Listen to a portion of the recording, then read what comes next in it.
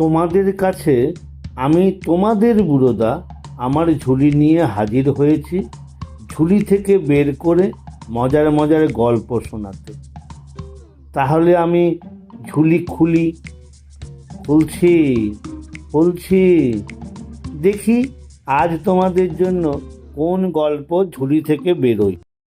নমস্কার, আজকের গল্প বুদ্ধদেব ভট্টাচার্যের লেখা গোর্খির ছেলেবেলা।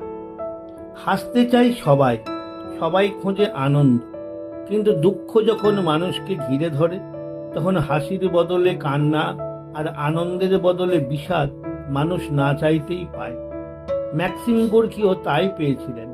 ছোটবেলায় এত দুঃখ পেয়েছিলেন তিনি, যা জানলে অতি বড় দুঃখীরও মনে হবে সুখে আছে। কিন্তু অতি বড় দুঃখীও কল্পনা করতে পারবে না সেই অসহায় শিশুকে। অন্ধকারের মধ্যে সে একা, সে কাঁদছে অবিরাম, কিন্তু কেউ তার কান্না শুনতে পাচ্ছে না। আজ থেকে প্রায় 100 বছর আগেকার কথা।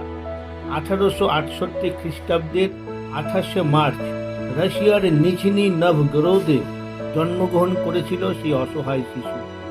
সেদিন কেউ কল্পনা করতে পারেনি একদিন এই শিশু সেরা লেখক হবে, বিশ্বজোড়া নামডাক হবে তার। এই নিঝনিতেই একদিন গড়ে উঠবে এক বিরাট শহর। শিশুটির নামেই তার নাম হবে গোর্কি। বরণীয় লেখক গোর্কি তাঁর শৈশবের অনেক কথাই নিজে লিখে গেছেন। আমার ছেলেবেলা তিনি লিখেছেন চোখের জল নিয়ে। এই বইয়ের শুরু ও শেষে মৃত্যু। শুরুতেই দেখি গোর্কির বাবার মৃত্যু হয়েছে। আগাগোড়া সাদা পোশাক পরিয়ে শুইয়ে রাখা হয়েছে তাকে। আর বইটির শেষ দিকে পাই ঠিক এমনি আর এক দৃশ্য। মা ভাড়ভাড়ার অসার দেহটা পড়ে আছে, অনাথ গোর্কি অসহায়ভাবে তাকিয়ে আছে তার দিকে। এছাড়া সারা বইটিতে যা পাই তা আরও করুণ। ওখানে দেখি বাবার মৃত্যুর পর মায়ের হাত ধরে গোর্কি এসেছে তার মামার বাড়িতে। বাড়িতে নয়, যেন নরককুণ্ড, পিশাচপুরী, জঘন্য সব নীচতা হীনতার একটা আড্ডাখানা। বাড়ির মালিক গোর্কির দাদামশাই খুব বদরাগী আর নীচ প্রকৃতির মানুষ। তিনি যেন তখনকার বর্বর রুশ জীবনের প্রতিনিধি। তখনকার বলতে 19বিংশ শতাব্দীর শেষ দিক। আর গোর্কির দুই মামা মিখাইল ও ইয়াকব যেখানে নেমেছিল, অতি বড় পাষণ্ডও সেখানে নামতে ভয় পায়। জঙ্গলি পশুর মতোই হিংস্র ও ভয়ানক ছিল ওরা। দাদামশাইয়ের বাড়িতে কেউ কাউকে বিশ্বাস করে না। সকলেই থাকে স্বার্থ সিদ্ধির ফিকিরে। কারণে অকারণে রেষারেষি ও মারামারি ওখানে লেগেই আছে। এই বিষাক্ত পরিবেশের মধ্যেই বেড়ে ওঠে গোর্কি। দাদামশাইয়ের লাঠি ঝাঁটা ও মামাদের কিলচর খেতে খেতে বেড়ে ওঠে। আশা নেই, আনন্দ নেই তার জীবনে।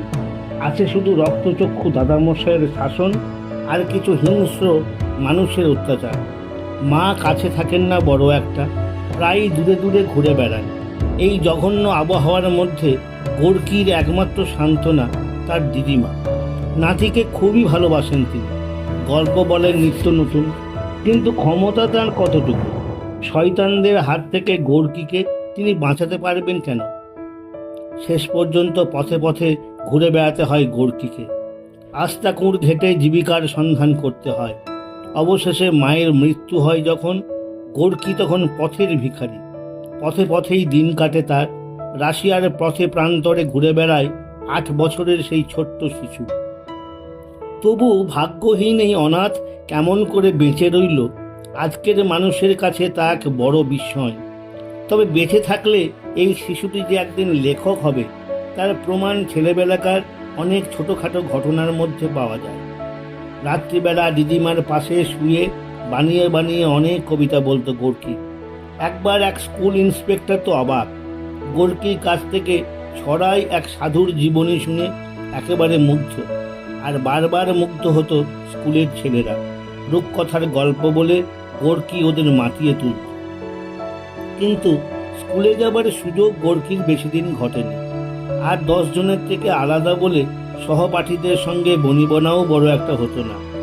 তার মন স্বপ্ন দেখত, হয় পাখি ডাকা কোনো কুঞ্জবনের, না হয় গল্পে শোনা কোনো দূরের গ্রামে। তারপর একদিন কেমন করে সে মন জাগলো, কেমন করে মানুষের সুখ দুঃখ ন্যায্য অধিকারের কথা ভাবলো সেই মন, সে কাহিনী লেখা আছে গোর্কির মা উপন্যাসে। নমস্কার। আমার কথাটি ফুরলো, নোটে গাছটি মুড়লো। আমার কথাটি ফুরলো, নোটে গাছটি মুড়লো। আমার কথাটি ফুরলো, নোটে গাছটি মুড়লো।